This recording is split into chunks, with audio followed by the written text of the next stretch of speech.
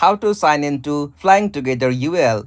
Hey everyone, welcome back. In this video, I will show you how can you sign in or log into your Flying Together UAL account. So let's get started. First, you'll have to open any browser on your system.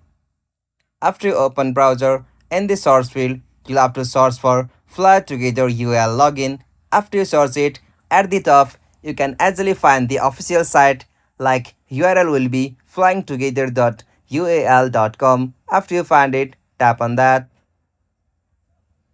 Alright, after you come on the official login page of ual.com, you'll have to provide UID or username here. After you provide username, from there, you'll have to just provide the correct password of your United Flying Together account. After you provide the correct username or password, you can easily log into your Fly Together UAL account. So this is the process. If you found this video helpful to you, please don't forget to give a like and subscribe to our YouTube channel for more quick and short tutorial like this.